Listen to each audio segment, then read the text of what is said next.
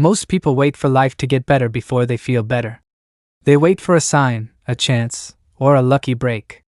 But the truth is, life does not give you permission to rise until you command it. Part 1. The foreman within. Ethan Wells used to be an ordinary man, the kind who started each morning waiting for motivation to arrive, like waiting for the sun to rise behind stubborn clouds. He would tell himself, "I'll feel better once the day improves." But the day rarely did. Bills piled up, the clock ticked louder, and opportunities passed by unseen. One gray morning, while sitting at his workbench in a small, cluttered garage, Ethan remembered the words of an old mentor he had once met on a construction site years ago. The man had said, "A foreman doesn't wait for the crew to feel ready. He sounds the whistle, and the energy appears." Those words returned like thunder in Ethan's memory. That morning, something inside him shifted. He realized that his life had been ruled by his moods. When he felt tired, he worked little. When he felt discouraged, he stopped dreaming. He had been waiting for the weather of his emotions to clear before beginning the work of his own progress. But the old man had known a secret. Positivity is not the weather, it is the schedule. Ethan stood up, brushed the dust from his sleeves, and whispered to himself, "I will not wait." That sentence was the first command. From that day forward, he decided to treat his mind like a crew that needed leadership, not sympathy. When his thoughts began to drift toward fear or complaint, he would straighten his posture and say, quietly but firmly, "We have work to do." That single phrase became his whistle. At first, it felt strange. For years, Ethan had been taught that feelings ruled behavior. But now, he was learning a new order. The mind obeys instruction, not inclination. Soon, he noticed that every command he gave himself began to take form. When he declared, "Today will be productive," his hands moved faster, ideas arrived sooner, and small victories appeared where there used to be only waiting. He discovered what few ever realize: feelings are laborers, not masters. And when they are given direction, they obey. Ethan tested this idea again and again. On the hardest days, when his tools broke or his plans failed, he would pause and breathe deeply. "This too carries a seed of benefit," he told himself. The moment he said it, his focus returned. The storm in his chest calmed. Even in disappointment, he felt stronger. That is when he understood the deeper truth: positivity was not pretending things were good.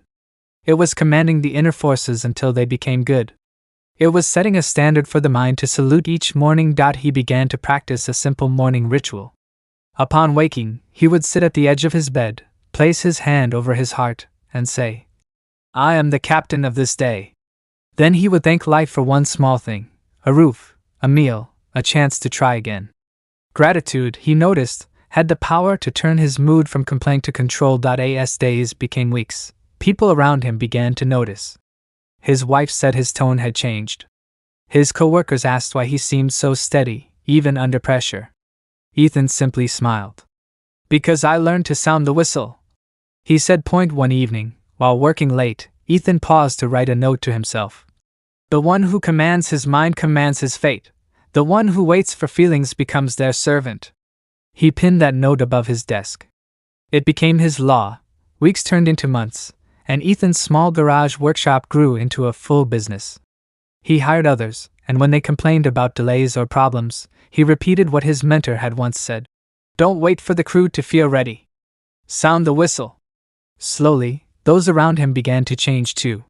His team became more focused, more cheerful. They took pride in their work, and challenges that once caused tension now became opportunities. Ethan realized that positivity was not luck, and it was not inherited. It was built, brick by brick, command by command, until it became habit. He tested the law once more: what happens when fear visits? Because fear always does. One night, after losing a major client, he felt the old darkness return. His mind whispered, "You've failed again." But now, he was ready. He stood up, straightened his shoulders, and said aloud, "No. I am not defeated. I am being trained." He repeated it again and again until his mind fell silent. The next morning, new work arrived. That was the proof. Circumstances, he learned, were like obedient clerks. They salute the one who gives orders with conviction. From that day, Ethan began teaching others this principle. "Positivity follows instruction, not mood," he would say. Command it, and it will appear. Build the habit, and it will serve you. He no longer waited for life to permit him to rise. He commanded it. And life obeyed. If you are reading this, remember what Ethan Wells discovered. Every great change begins with one firm command to the mind. You must tell it what to believe, what to expect, and what to build. Do this, and the workshop of your life will transform. Speak with authority. Stand tall. And sound the whistle. Because positivity is not the weather, it is the schedule. To be continued in Part 2, The Habit of Triumphant Thought. Title: The Discipline of the Inner Voice. Part 2, The Voice That Builds or Breaks You. Engaging hook. Most people lose battles that never leave their own minds. They talk themselves into defeat long before the world ever challenges them. The voice inside their head is either their greatest ally or their silent destroyer. But once you learn to command that voice, your life changes direction forever. Part 2, The Voice That Builds or Breaks You. Michael Turner sat in the quiet of his small apartment, his head buried in his hands. His business had failed. Friends had stopped calling. The rent was late again. But none of that hurt as much as the voice inside him that whispered, "You're finished." That voice had been there for years, hiding under every setback, waiting for moments like this to remind him of his past mistakes. It wasn't loud, but it was constant. And every time Michael listened, his courage shrank a little more. One night, as rain tapped against the window, he turned on an old radio his father had given him. A speaker's deep voice filled the room. "You become what you habitually tell yourself you are." The sentence hit him like a spark. For a long moment, he sat still, replaying the words in his mind. He realized that the greatest battle of his life wasn't with failure, it was with his own thinking. That night, he decided to test a new law. He picked up a notebook and wrote at the top of the page, "I will discipline my inner voice." At first, it sounded foolish. But as he stared at those words, he felt something powerful stir. He remembered what the speaker had said next. "The tone of your inner words is a constant prayer, accepted by the unseen law as your chosen direction."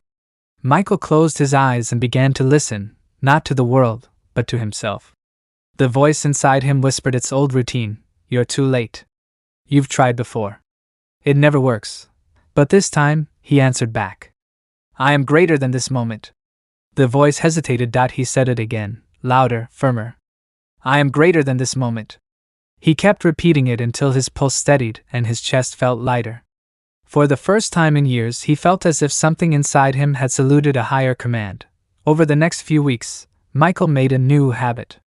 Each morning, before touching his phone or checking messages, he sat in silence and trained his thoughts. If a negative idea appeared, he answered it immediately. "I am not what I was yesterday. I am becoming stronger. I am guided, not lost. I am learning through every challenge." At first, it felt like lifting a heavy weight.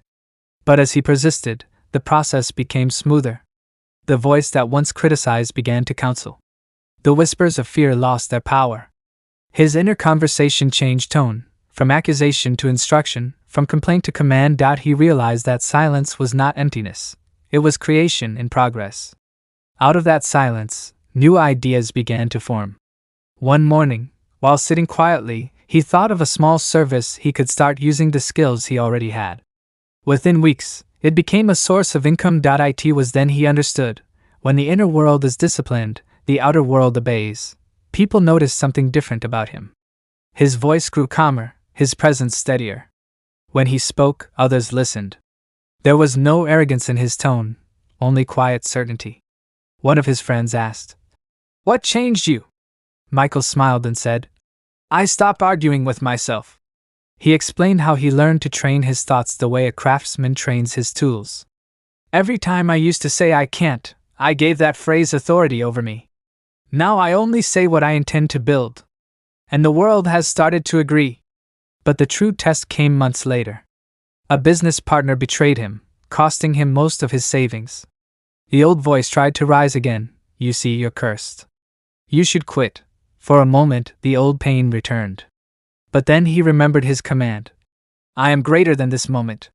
He repeated it until his breathing slowed, and the fear began to fade. In that quiet, another thought arrived, one filled with clarity and direction. He found a solution that not only restored what he lost but helped him expand his business. Michael learned that every negative thought is raw energy waiting to be reshaped. He discovered that anger can fuel courage, that fear can train wisdom, and that grief can deepen strength, if the mind commands them. He once read, "The same fire that burns one man lights the torch of another." He smiled, realizing it was true. Instead of asking, "Why did this happen to me?" he began to ask, "What can I create from this?" That single shift in thought transformed his whole life. Problems no longer crushed him. They became his raw materials for growth. One evening, while reflecting on his journey, Michael wrote in his notebook, "My inner voice no longer serves fear. It serves faith." He underlined the words 3 times. That night, as he closed his eyes, he felt peace, not because everything was perfect, but because he finally ruled the one kingdom no one could steal from him, his own mind. In time, he shared his method with others. He taught his small team at work to practice inner discipline. He encouraged them to begin each day in silence, to listen, and to choose the words they spoke to themselves. The change was visible. Productivity rose. Tension fell. Confidence replaced confusion. One of his employees once said, "You've made us believe in ourselves again." Michael simply replied, "That's the only real work there is, to master the voice within." And so, his success grew, not by chance, but by law. He had learned what many never do, that every moment of thought is a command to life. Speak defeat, and defeat answers. Speak victory, and the world opens its gates. Now, whenever he hears someone say, "I can't stay positive," he smiles and says, "Then stop waiting for permission. Command it." For the one who commands his mind commands his world. And the one who disciplines his inner voice will one day find that every obstacle has become an obedient servant to his will. To be continued in Part 3, The Art of Transmuting Negativity. Title: The Power of Definite Purpose, Part 3, The Turning Point of Destiny. Engaging hook. Most people drift through life like leaves in the wind, busy, but going nowhere. They chase one dream today and another tomorrow, never realizing that success doesn't come to those who wander. It comes to those who decide. The moment you choose a clear purpose and back it with faith, the universe begins to move for you. Part 3, The Turning Point of Destiny. It was late evening when Daniel Hayes sat alone in his small office above the mechanic shop he managed. The clock ticked, the city lights blinked below, and yet, his thoughts felt heavy. He had worked for 10 years, fixing engines, saving every dollar he could, and still, nothing had changed. He often told himself he wanted something more. But he had never defined what that something was.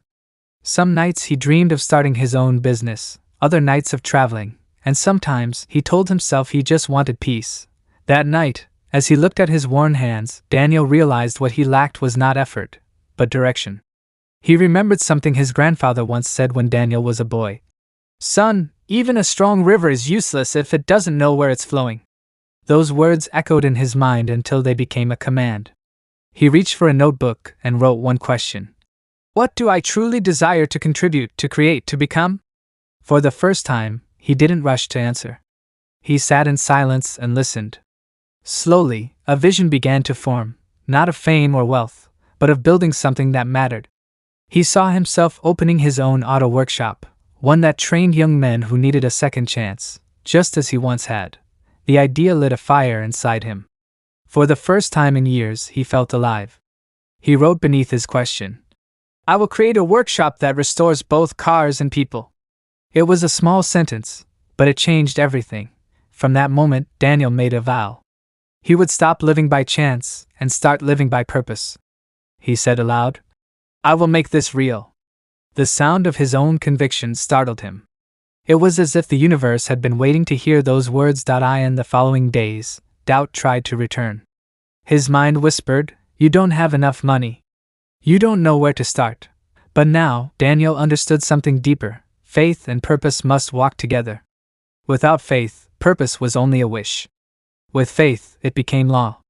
So each morning, before stepping out of his small apartment, he repeated, "The power to fulfill my purpose is already within me."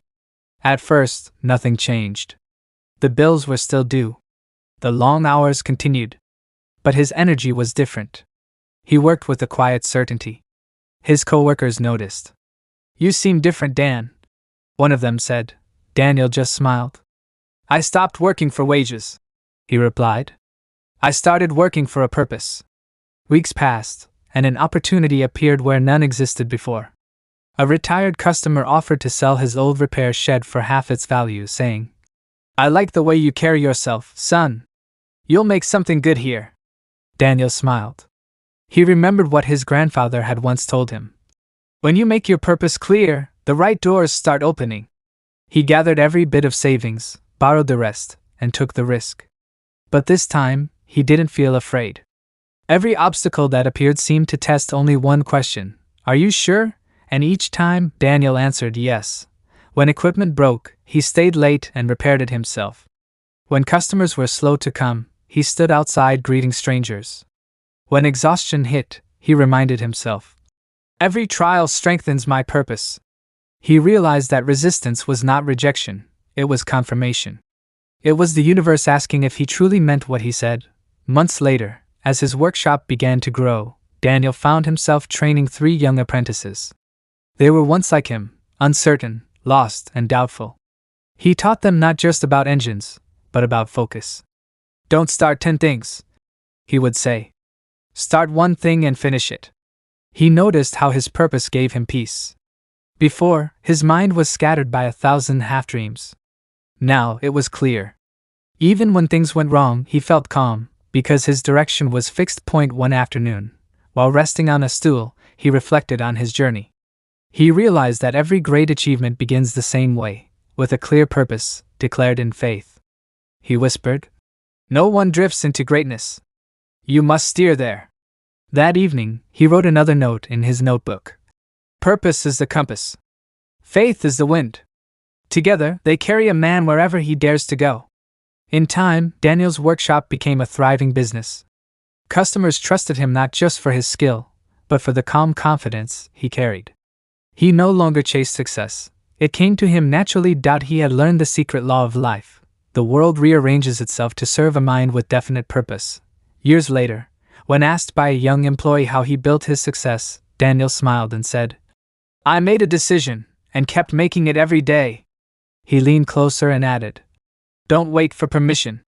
Write what you want, speak it, and believe it until it becomes part of you. Because once your heart accepts a purpose as law, the world begins to move to fulfill it.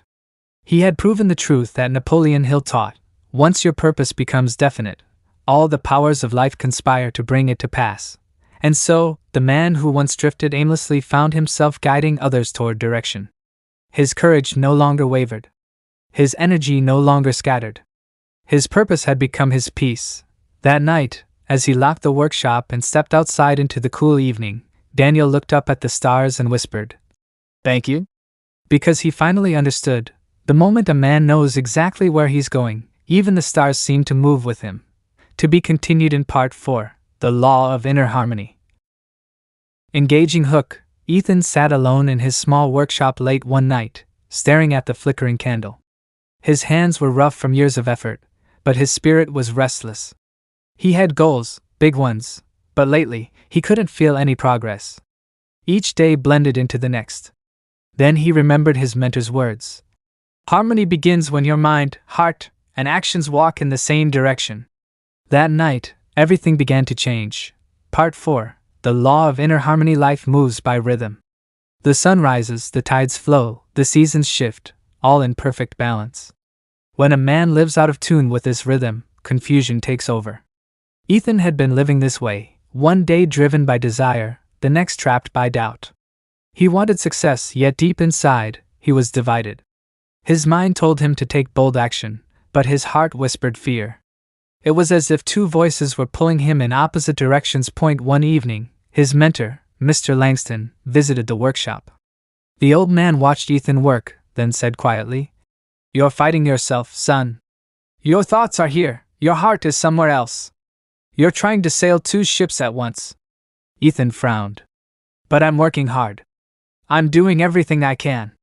Hard work without harmony, Langston replied, is like rowing against the current. You move, but you never arrive. Those words sank deep. That night, Ethan sat in silence, listening to the ticking clock. He realized how often he had acted without clarity, starting projects he didn't finish, doubting ideas he once believed in. His energy was scattered. His life reflected that chaos. So he made a decision. Before doing anything, he would bring his thoughts, emotions, and purpose into alignment. Each morning, he began by writing one question: what truth am I serving today? That simple act became his compass. The first test came quickly. A customer refused to pay for a week's work. Rage boiled inside him, but instead of reacting, he paused. He asked himself, what truth is this anger revealing? The answer came quietly: you fear being taken advantage of. But real strength isn't loud, it's steady. Ethan chose calm. He spoke firmly, settled the matter fairly, and left with his dignity intact. For the first time, he felt power in stillness. Days passed, and new lessons unfolded. When envy crept in, watching others succeed faster, he reminded himself, their journey is theirs. My rhythm is my own. When impatience struck, he asked, what lesson is life teaching me right now? Each question turned frustration into understanding. He also began guarding his words. He noticed how quickly people around him complained about weather, business, neighbors. Their words carried tension. Ethan decided to speak differently. If something needed to be said, he said it with peace, not pride. And when he had nothing good to add, he remained silent. Within weeks, the energy in his shop changed. His workers smiled more. The atmosphere felt lighter. Words had power, and now he was using them to build instead of break. Another secret he discovered was gratitude. At first, it felt strange to thank life for its challenges. But each evening before sleep, he listed 3 things he was grateful for, successes and struggles alike. Gratitude began to dissolve the bitterness he once carried. Even when days were hard, he could feel a quiet joy underneath. One afternoon, Langston returned. You've changed, he said, looking around the workshop. There's peace in this place now. Ethan smiled. I stopped fighting myself. I started listening to life. Langston nodded. That's harmony. You can't control the world, but you can control the tone of your own mind. Keep it steady, and even storms can't shake you. As months passed, Ethan's work began to attract attention. Opportunities appeared out of nowhere. A merchant offered him a partnership, another invited him to showcase his craft in the city. It felt as if life itself was cooperating with his effort. But Ethan knew the truth: it wasn't luck. It was alignment. His thoughts, his emotions, and his actions were finally working together. What he once chased now came naturally. He was moving in rhythm with life, not against it. Harmony didn't mean his days were perfect. There were still challenges, delays, and disappointments. But he faced them calmly, never losing balance. Even when things went wrong, he asked, what is this moment teaching me? That question kept him centered. Over time, others began to notice. Young apprentices came seeking advice, expecting secrets about business or skill. Ethan would only smile and say, learn to tune yourself first. You can't create beauty with a mind out of tune. Harmony, he realized, wasn't something given. It was something earned through patience, gratitude, understanding, and discipline. Like tuning a violin, it required constant attention. Some days, he needed to quiet his thoughts. Other days, he had to soften his pride. But every small act of correction kept him in balance. By the year's end, Ethan's workshop had grown, and so had his peace. He no longer woke anxious about the future. He moved with quiet confidence, trusting that every event, good or bad, had its place in the larger rhythm of life. When he looked back on his journey, he saw clearly, success hadn't come from struggle, but from harmony. When he stopped fighting the flow of life and started listening to it, everything began to move in his favor, and in the silence of that understanding, he found what he had been seeking all along, not just prosperity, but peace. Moral of Part 4. When your mind, heart, and actions are in harmony, life supports your direction. Inner peace is not weakness, it is strength under control. Seek balance, speak with calm, live with gratitude, and the universe will move in rhythm with you. Engaging hook. The morning sun spilled through the dusty window of an old bookshop where Daniel worked. He often watched people rush by outside, their faces full of worry and haste. Inside, surrounded by shelves of forgotten wisdom, he wondered why so few found peace in life. One day, while cleaning, he discovered a weathered book titled The Law of Cosmic Habit. On its first page were 7 words that would change everything. What you repeat, you become. Part 5. The Power of Cosmic Habit. Daniel didn't understand it at first. The phrase seemed simple, too simple.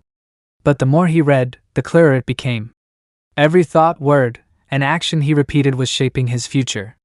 The book said the universe moved by law, and habit was one of its most powerful. It compared human thought to a seed. Whatever you plant and tend will grow, good or bad. For years, Daniel had lived on autopilot. He woke up late, complained about his luck, and doubted every opportunity. He blamed the world for his lack of success. But that night, the words from the book echoed in his mind.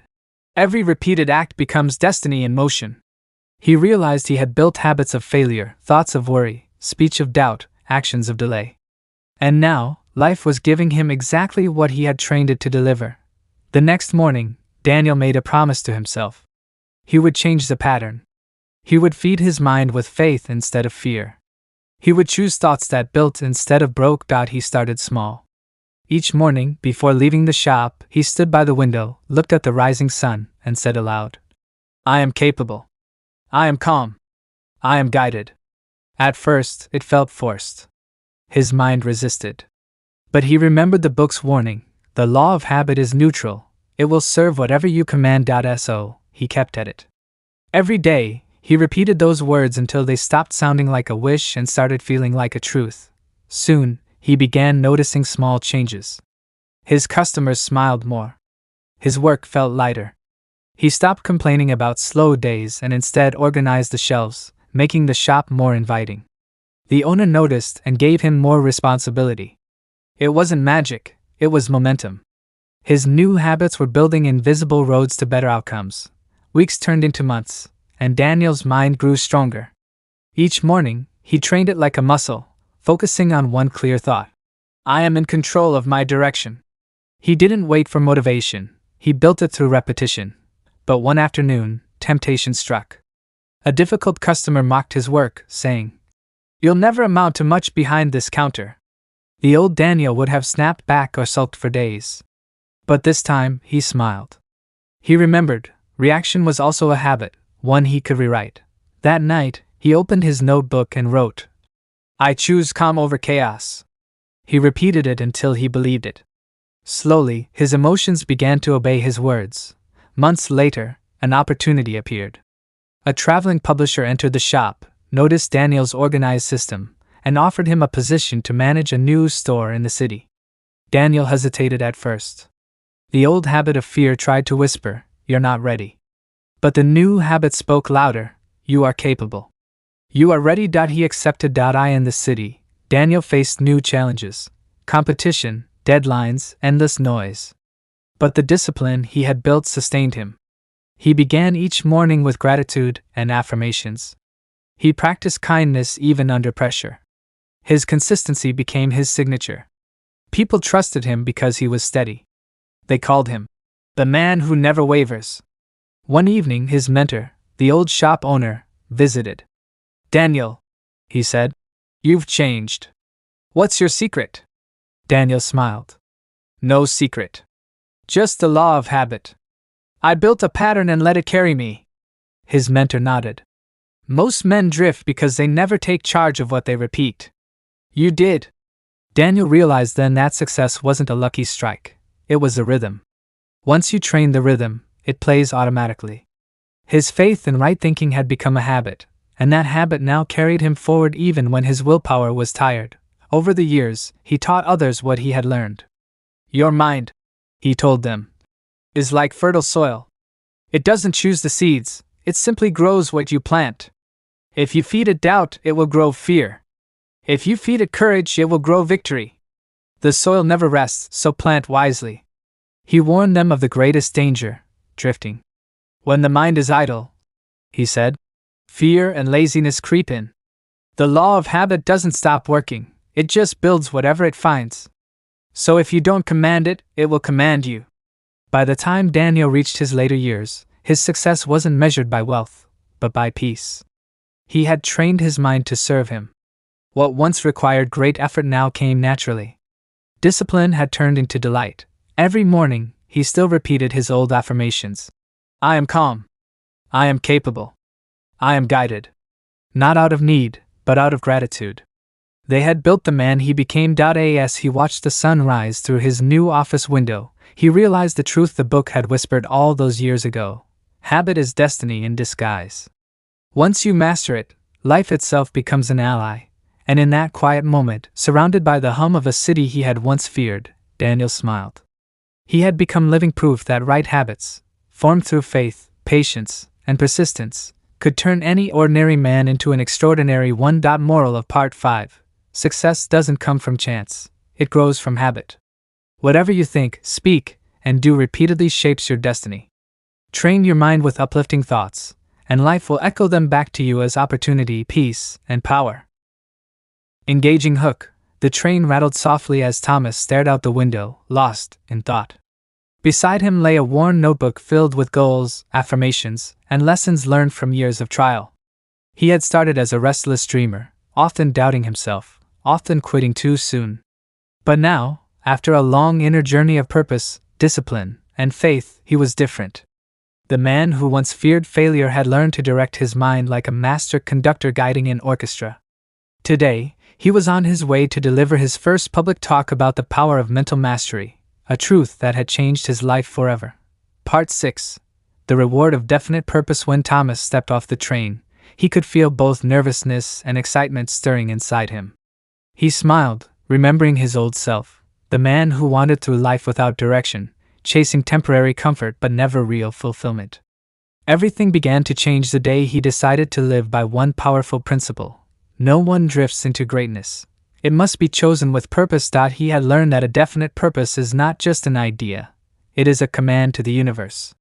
It tells life what to do with you. Without it, your mind scatters. With it, every thought and action aligns. Years ago, Thomas's life had been full of confusion. He tried one thing, then another. Each failure made him feel smaller. But one evening, in complete frustration, he wrote in his notebook, "What do I truly want?" It was a question he had avoided for years. The silence that followed was uncomfortable, but he kept digging. Then came the answer. "I want to help people discover the power of their own minds." That single sentence became the axis on which his entire life turned. He began waking early, studying daily, and practicing gratitude before the world stirred. He repeated to himself, "My purpose is clear. My path is unfolding." Each time he said it, his confidence grew stronger. At first, nothing external changed.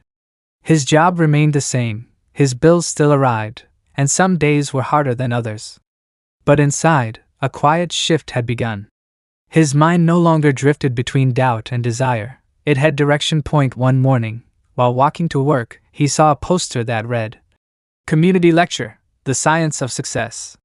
Something inside him said, "Go there." He attended the event and listened as the speaker explained how thoughts create outcomes. That night, Thomas wrote, "The mind obeys the will that commands it with faith." From that day, he lived as if guided by an unseen hand. Challenges still came, setbacks, criticism, moments of fear, but each time he faced them, he remembered his purpose. It was no longer just a statement, it was his inner law. When he felt tired, he reminded himself, "Every trial is testing my commitment." When he felt doubt, he said, "Faith gives my purpose wings." When he faced failure, he whispered, "The universe rewards persistence." Through repetition, those words became part of him. They shaped his reactions, strengthened his patience, and opened doors that once seemed locked. One evening, while helping a friend overcome discouragement, Thomas realized his purpose was already alive in his actions. He was teaching, guiding, and inspiring, without even trying. What had once been a dream had turned into reality through steady discipline and faith. Months later, the same friend invited him to speak at a small gathering. Thomas hesitated. The old fear tried to return, "What if you fail?" But his inner voice, trained by years of repetition, answered calmly, "You cannot fail if you give your best." And so, on that train journey, with his notebook at his side, he was heading toward that moment of truth. When he stood before the small audience that evening, his voice trembled at first. But then he looked into their eyes and remembered his journey. He spoke from the heart. He told them about the times he drifted, about the nights of doubt and the mornings of renewed faith. He spoke of the law of habit, of the power of purpose, of the strength born from silence and inner discipline. He ended his talk with these words: definiteness of purpose transforms ordinary men into extraordinary leaders. When you know exactly what you want and believe you can achieve it, life begins to move with you, not against you. The man without purpose is like a ship without a rudder, tossed by every wave. But the man with purpose commands the tide. Your purpose does not have to be grand. It only needs to be clear, honest, and guided by faith. Once it is fixed, the world itself bends to help you fulfill it. When he finished, there was silence, and then a slow, rising applause. People came to him afterward, thanking him, saying his words had stirred something inside them. Thomas smiled humbly, knowing it wasn't magic. It was the natural reward of inner direction. That night, as he walked back to the train station, he looked up at the stars and whispered, "Thank you." For he finally understood what every great thinker before him had discovered: success is not about luck or timing. It is about mastery of self, the discipline of thought, and the courage to live with purpose. As the train carried him home, he opened his notebook to the first page, where he had once written in shaky handwriting, "What do I truly want?" Below it, he now added in bold, steady letters, "To live with faith, purpose, and peace." And with that, he closed the notebook, not as a man who was searching, but as one who had found his direction at last. Because the final truth he had learned was this: when a person aligns faith with purpose, he becomes unstoppable. Every failure becomes a teacher, every obstacle becomes a tool, and every day becomes an opportunity to grow closer to destiny. Call to action. If Thomas's story inspired you to take charge of your purpose, remember, the same power lies within you. Start today. Write your goal, affirm it with faith, and live it with discipline. The universe moves for those who move with intention. Backhand index pointing right. Don't forget to subscribe, share, and comment below to inspire others on their path to purpose. Your words might be the spark that awakens another soul.